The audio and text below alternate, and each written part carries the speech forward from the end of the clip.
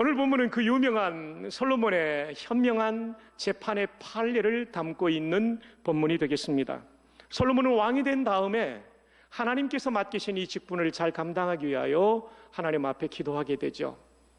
왕이 된 다음에 1000번의 번제를 드리게 되는데, 이 1000마리의 번제가 더 정확하겠죠. 번제를 드리게 되는데 약 7일에서 8일이 걸리는 굉장히 성대한 헌신의 예배였다라고 보여집니다.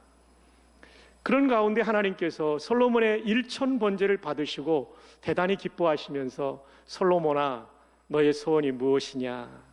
이럴 때 솔로몬이 뭐를 구했는지 여러분 잘 아시는 것처럼, 하나님, 제가 왕으로서 재판을 행할 때도 있는데 백성들을 슬기롭게 판단해 줌으로써 억울한 일 없도록 제가 선정을 펼치도록 저에게 지혜를 주십시오. 하나님이 이 기도를 들으면서 너무나 마음에 들었어요. 왜냐하면 자기 자신을 위해서 부나 명예나 장수를 구하지 않고 직무 수행을 잘하기 위하여, 다른 말로 바꾼다면 사명 수행을 잘하기 위해서 하나님의 뜻을 이루기 위해서 기도하는 것을 볼 때 대단히 기쁘셨어요. 그래서 열왕기상 3장 12절에 보면 내가 너한테 지혜를 주는데 너희 이전에도 그런 지혜를 가진 사람이 없었고 이후에도 그런 지혜를 가진 사람이 없을 것이다. 이거를 사자성어로 하면 어떤 지혜라고 말할 수 있을까요? 전무후무한 지혜입니다. 중학교 좋은 데 나온 분들은 다 아는 사자성어입니다. 전무후무한 지혜를 주겠다. 그리고 열왕기상 3장 13절로 건너가 보면 그리고 네가 구하지 아니한 부와 영광도 너에게 주겠다 라고 이렇게 말씀하세요. 여러분, 열왕기상 3장 12, 13절 전후로 한 하나님의 이 응답을 볼 때 우리는 하나님이 기뻐하시는 기도가 무엇인지를 다시 한번 깨달을 수 있습니다. 마태복음 6장 33절이죠. 먼저 그의 나라와 그의 의를 구하라. 그리하면 이 모든 것을 너희에게 더하시리라. 솔로몬의 기도를 하나님이 그렇게 기뻐하셨던 이유는 그의 나라와 그의 의를 구하는 기도였어요. 우리는 너무나 나의 필요를 앞장 세우며 기도할 때가 많이 있습니다. 그것은 어린아이의 기도라고 할 수 있겠고요, 신앙생활의 연조가 깊어지면 깊어질수록 나의 필요를 위한 기도보다 앞서서 하나님의 나라와 의를 먼저 구할 수 있는 기도, 그런 기도할 수 있기를 바랍니다. 주기도문에 나와 있는 기도의 순서처럼 하나님의 이름이 영광을 받으시며 나라가 이 땅에 임하시며 그것은 하나님의 통치가 임하시며 뜻이 하늘에서 이룬 것 같이 땅에서도 이루어지이다, 그 다음에 일용할 양식을 위한 기도가 들어가게 되는 거죠. 하나님이 이 기도의 순서를 따르는 사람의 기도를 기뻐하시는데 구약의 전형적인 모델이 바로 솔로몬의 열왕기상 3장의 기도라고 말할 수 있겠습니다. 그렇다면 그의 나라는 무엇을 뜻할까요? 우리가 너무나 잘 알고 있는 하나님의 나라는 현재적 의미에서는 하나님의 다스림을 뜻합니다. 그래서 우리가 기도할 때 하나님, 오늘도 나를 다스려 주옵소서. 내 자녀가 대학 진학을 앞에 두고 있지만 대학 진학, 좋은 대학이 목표가 아니라 하나님의 다스림을 잘 받기 위하여 진학하게 하여 주옵소서. 하나님, 내 자녀가 좋은 직장에 취직되기를 바라지만 그보다 더 중요한 것은 하나님의 다스림을 잘 받는 직장 가게 하여 주시옵소서. 하나님, 내 자녀가 결혼하기를 원하지만 그 결혼보다도 더 소중한 것은 좋은, 세상적인 기준으로 볼 때 좋은 신랑감, 좋은 신부감보다 더 좋은 것은 하나님의 다스림을 받는 부부 될 수 있도록 인도해 주옵소서. 이것이 하나님 나라를 구하는 기도입니다. 그럴 때 하나님께서 나머지 것들도 채워주시죠. 물론 우리도 일용할 양식을 위해서 내 입을 열어 기도하는 것이 필요하지만 이 순서만큼은 분명한 질서가, 순차가 있어야 된다는 것이죠. 차례가 있어야 된다는 것이죠. 그렇다면 하나님 나라를 구한다는 것은 하나님의 다스림을 구한다는 것이라고 한다면 하나님의 의를 구한다는 것은 무슨 뜻일까요? 이 의는 뜻을 뜻하는 뜻 의자가 아니라 옳을 의자입니다. 그러니까 하나님의 의를 구한다는 얘기는 하나님께서 옳게 여기시는 것을 저에게 허락하십시오. 저에게 주십시오. 하나님이 옳게 여기지 않는 것을 욕심내지 않겠습니다. 저의 삶의 목표, 기도의 제목은 어찌하든지 하나님이 옳게 여기시는 것을 구하는 것입니다. 그리고 이것이 내 삶에 이루어지는 것, 주어지는 것이 내 기도의 목표입니다. 이것이 하나님의 의를 구한다는 뜻이 되겠습니다. 열왕기상 3장에서 우리는 솔로몬의 기도가 바로 이런 기도였음을 알게 됩니다. 하나님께서 저에게 맡겨주신 이 직분을 잘 수행하기 위하여 지혜를 주심으로 말미암아 하나님의 다스림을 받고 하나님이 옳게 여기시는 것을 행할 수 있도록 도와주십시오. 그래서 하나님께서 솔로몬의 기도를 그렇게 기뻐하시며 전무후무한 지혜와 그가 구하지 않은 것까지도 주셨다라고 성경은 증언하고 있습니다. 자, 그러면 솔로몬이 백성을 잘 다스리며 또 재판할 때 잘 분별할 수 있는 지혜를 달라고 할 때 전무후무한 지혜를 주시겠다고 약속하신 하나님의 약속은 어떻게 성취되어 갔을까요?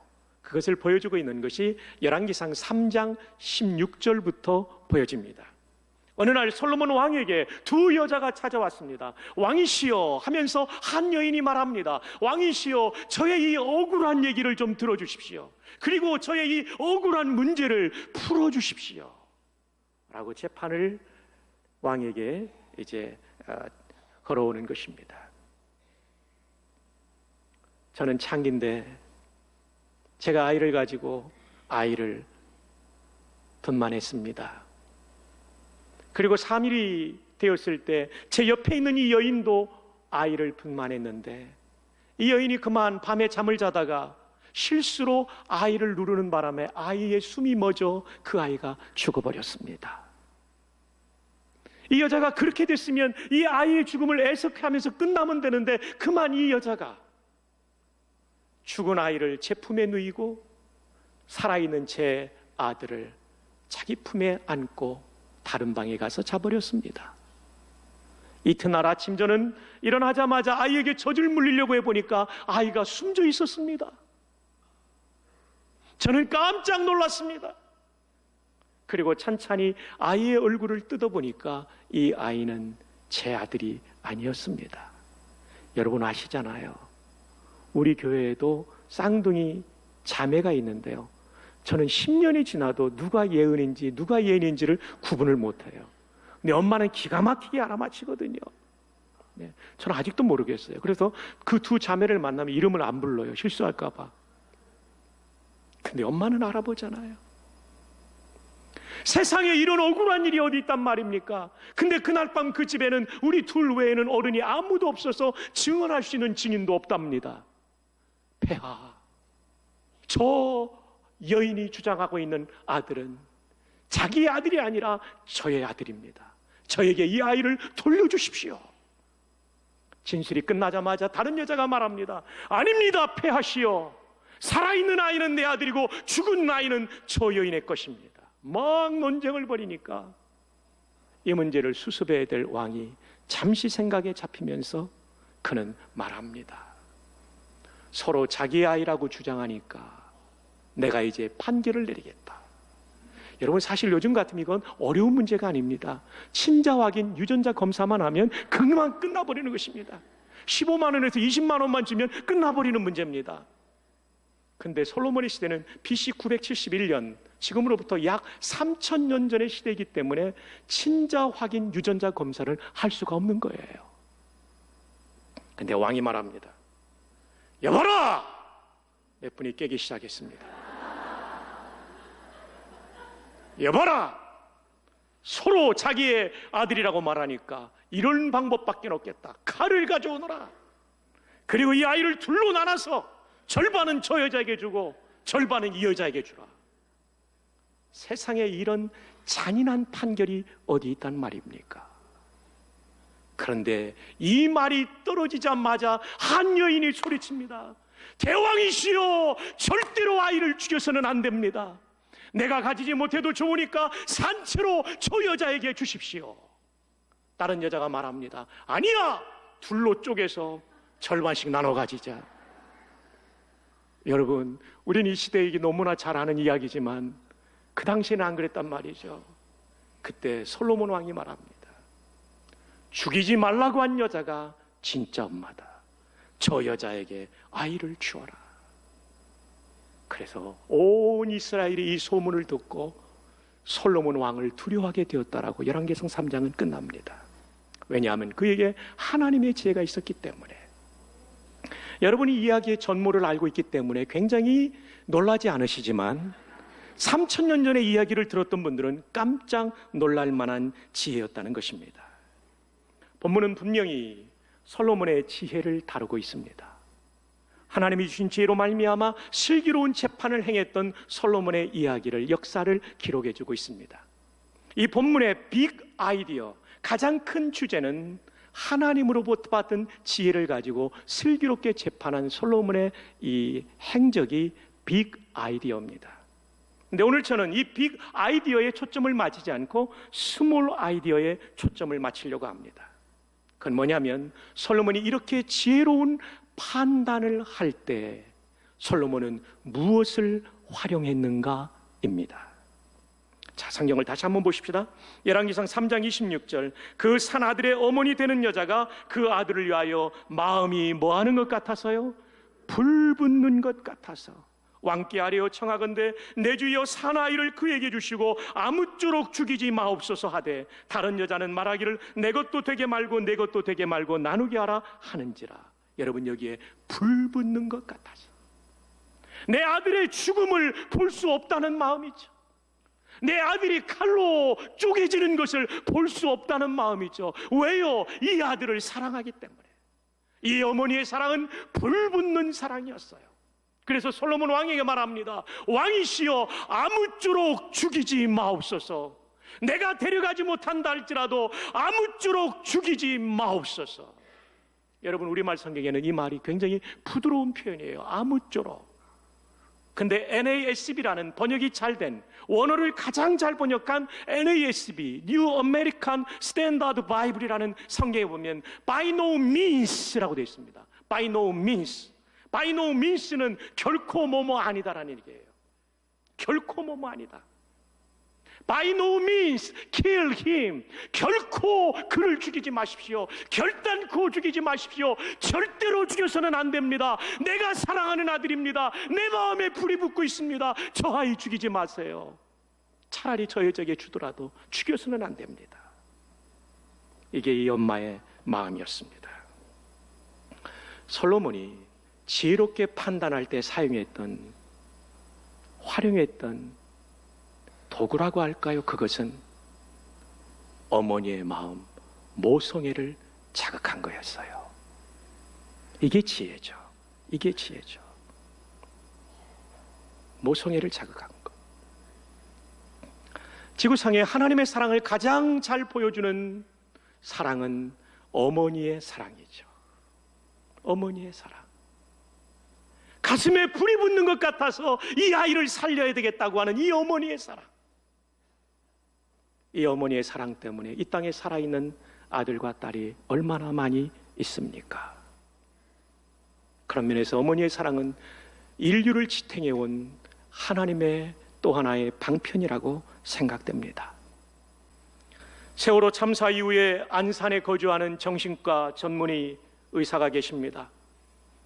그분은 세월호로 아들과 딸을 잃어버린 어머니 아버지들을 위로하는 치유 공간을 만들었습니다. 그 치유 공간의 이름이 이웃이라는 치유 공간입니다.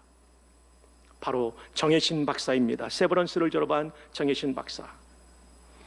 저는 지난 추석에 우리 김성욱 목사님이 저에게 선물한 4-5권의 책 가운데 3권을 읽었습니다. 그 중에 하나가 정혜신의 사람 공부라는 책이에요. 사람 공부. 우리가 수학 공부, 영어 공부도 하지만 더 중요한 건 사람 공부라는 책이죠. 물론 제가 정혜신 박사의 모든 삶과 그의 모든 가치관을 다 인정한다는 건 아니지만 적어도 모성에 있어서만큼은 이 책에서 우리에게 던져주는 교훈이 있었습니다. 정혜신의 사람 공부 58쪽 이하에 세월호에서 딸을 잃은 엄마의 절규가 나옵니다. 딸을 잃고 2달 몹시 힘들어하다가 다시 직장도 나가고 남은 둘째도 비교적 잘 돌보는 유가족 엄마가 있었어요 하고 시작됩니다. 58쪽이. 제가 그 내용을 그대로 옮겨드립니다. 아이의 장례를 치르면서 실신도 하고 힘든 시간을 보냈지만 나를 잘 추스르고 살아간다고 스스로 생각하던 엄마였어요. 남들이 보기에도 딸이 없는 현실을 인정하고 나름의 삶에 차근차근 적응해 가는 것 같았고요. 그런데 이 엄마에게는 사실 남들에게 말 못할 깊은 고민이 있었어요. 자기 아이와 동갑내기인 친정 조카가 있는데 사고 이후로 걔가 이유 없이 미워지는 거예요.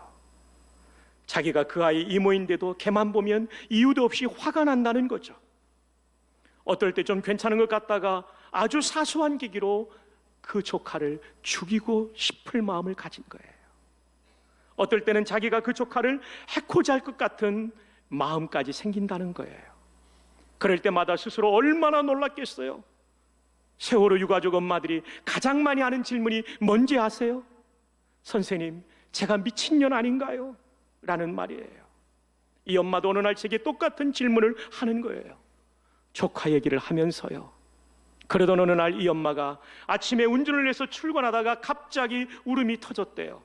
특별한 일이 있었던 것도 아닌데 갑자기 눈물이 나기 시작하더니 도무지 멈추질 않는 거예요. 차를 돌려서 집으로 돌아오는데 아침부터 시작한 울음이 오후가 되고 저녁이 되어도 멈추지 않아서 병원 응급실에 갔대요. 응급실 의사가 호흡법을 가르쳐주면서 이렇게 해봐라 저렇게 해봐라 하는데 의사 말대로 아무리 해봐도 울음이 멈추질 않는 거예요. 그랬더니 의사가 이젠 힘들더라도 아이의 부재를 인정해야 한다고 하더래요. 그 말을 듣고 엄마가 응급실을 뛰쳐나와서 저를 찾아왔어요. 선생님, 가슴이 터질 것 같아요. 아무래도 제가 점점 미쳐가는 것 같아요. 그러면서 계속 울어요. 그래서 제가 그랬어요. 미치면 어때요? 그리고 그 책에는 아이의 이름을 쓰지 않고 공공으로 돼 있는데 제가 글로 된 것을 말로 설명해야 되니까 가명을 쓰겠습니다. 영희라고. 다시 한번 읽어드립니다. 미치면 어때요? 영희가 갑자기 없어졌는데 영희 엄마가 잘 지내면 그게 엄마예요. 영희가 없는데 어떻게 잘 살 수가 있어요? 그러면 영희가 얼마나 섭섭하겠어요. 그랬더니 엄마가 말합니다. 그렇죠. 내가 미친 게 아니죠. 제가 엄마라서 그런 거죠.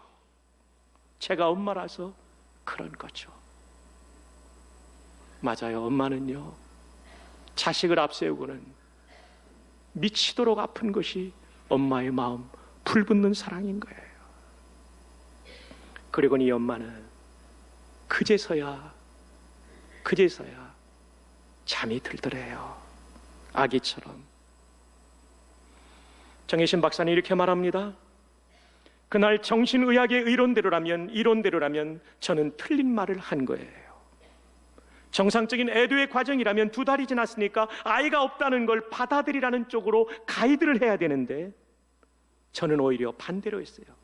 잊지 못하는 게 당연하다. 잘 지내지 못하는 게 당연하다. 계속 그래도 된다. 그게 엄마니까. 그랬어요. 급작스러운 상실이라도 결국은 현실로 받아들여야 된다는 것이 정신과 의사의 그리고 일반적인 사람들의 생각입니다. 근데 그것이 오히려 그런 생각이 피해자에게 심리적 폭력으로 작용할 수 있어요 라고 정 박사는 말합니다. 제가 그렇게 얘기해 준다고 해서 그 엄마가 내 아이의 부재를 인정하지 않고 평생 그렇게 살아야 되겠구나라고 생각하지 않아요. 사람은 그렇게 어리석지 않습니다. 인정해야 한다는 건 그 엄마도 다 알고 있어요. 그래서 그렇게 노력해도 안 되는 자기가 그리도 부대꼈던 것이지요. 정신적 공황 상태에 빠질 수밖에 없는 상황이 닥쳤는데 스스로도 자기가 이상해졌다고 규정해버리면 어떻게 살 수 있겠어요? 세상이 무너졌는데 나도 다 망가졌구나 이렇게 느끼면 사람은 세상과 이어져 있는 끈을 다 놓게 될 수밖에 없어요. 감당할 수 없으니까 결국엔 자기 삶마저 놓아버리는 거죠. 그래서 저는 미쳐도 괜찮다. 미칠 수밖에 없는 상황에서는 미치는 게 정상적인 반응이다. 당신이 엄마라서 그런 거다. 계속 그런 메시지를 주어야 한다고 생각합니다.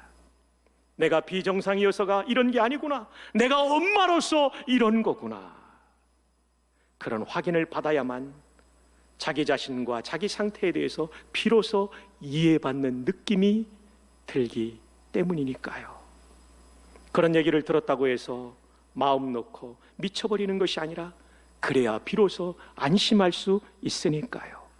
그런 토대가 생겨야 트라우마, 마음의 상처에 극심한 혼돈에서 조금씩 빠져나올 수 있고 전문가들이 말하는 심리 상담을 비로소 제대로 시작할 단계에 다다르는 거죠. 제가 오늘 꽤 길게 정혜신 박사의 글을 인용한 이유는 무엇일까요? 우리 주변을 둘러보면 안타까운 사고와 안타까운 질병으로 자녀를 앞세운 부모님들이 우리 교회 안에도 계세요. 이 마음이 얼마나 아픈지, 이 상실의 아픔이 그렇게 쉽게 해결되지 않아요. 이게 빨리 해결되지 않는 아픔을 가지고 계신 부모님들이 있을 거예요. 여러분, 너무나 쉽게 잊으라고 말하지 마십시오. 오히려 그들의 아픔을, 그 깊은 아픔을 헤아려 드릴 수 있기를 바랍니다. 이게 정혜신 박사가 말하는 사람 공부입니다. 사람의 아픔을 헤아릴 줄 아는 사람 공부하는 우리 성도들이 되기를 바랍니다. 동시에 이 정혜신 박사의 책을 통해서 우리가 배우는 것은 모성애란 자식의 죽음이 마음에 아파서 자신이 미쳐버릴 것 같은 사랑이 모성애라는 것을 우리는 다시 한번 깨닫게 되는 거죠. 그리고 이런 모성애를 우리는 성경 본문에서 만나게 되는 것입니다. 다시 한번 성경 본문으로 돌아옵시다. 열왕기상 3장 26절에 그 산 아들의 어머니 되는 여자가 그 아들을 위하여 마음이 불붙는 것 같아서 왕께 하려 청하건대 내 주여 사한 아이를 그에게 주시고 아무쪼록 죽이지 마옵소서. 아무쪼록이 아닙니다. 결코 죽이지 마십시오. By no means kill him. 결코 절대로 죽이지 마십시오. 이것이 불붙는 사랑이에요. 우리도 어머니들, 아버지들의 이 불붙는 사랑으로 오늘까지 살고 있음을 잊지 마시기를 바랍니다. 6.25 전쟁 중에 있었던 실제적인 실화입니다.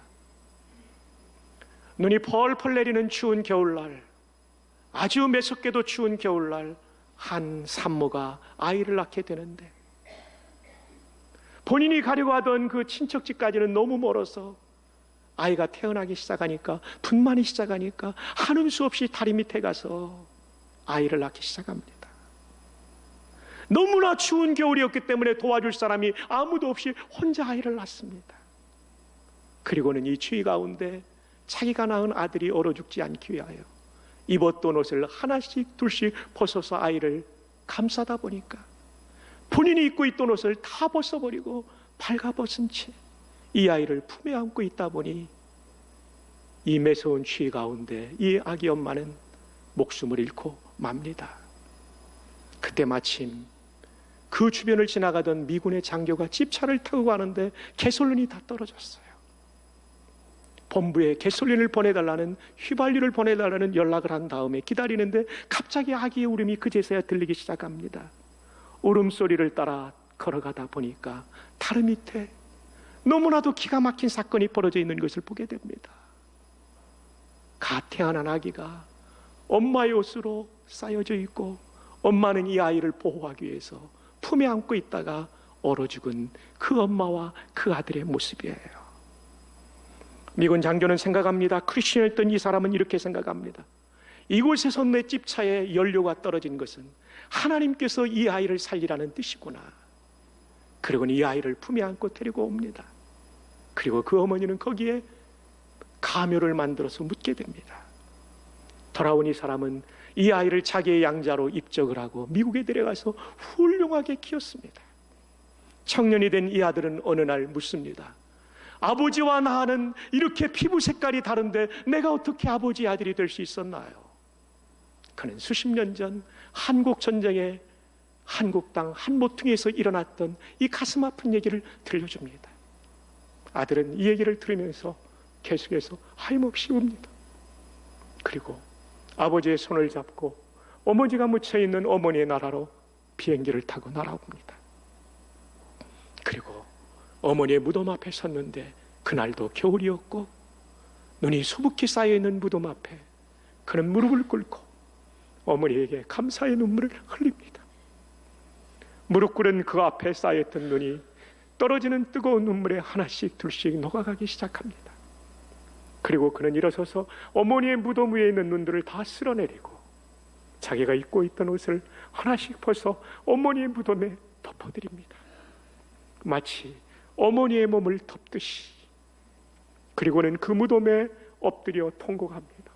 어머니 얼마나 추우셨어요. 어머니 얼마나 추우셨어요. 이제는 어머니의 사랑을 받은 나, 예수님 사랑으로 헐벗고 굶주린 이웃을 도우면서 살겠습니다. 불붙는 어머니의 사랑이 아들의 생애의 방향을 결정짓는 순간이었습니다. 사랑하는 여러분, 추석 명절을 보내면서 다시 한번 가족의 의미를 생각해 봅시다. 그리고 나를 낳으시고 길러주신 어머니, 아버지의 희생을 기억하며 효도하기를 다시 시작하는 우리 모두가 되기를 주님의 이름으로 축복합니다. 기도합시다.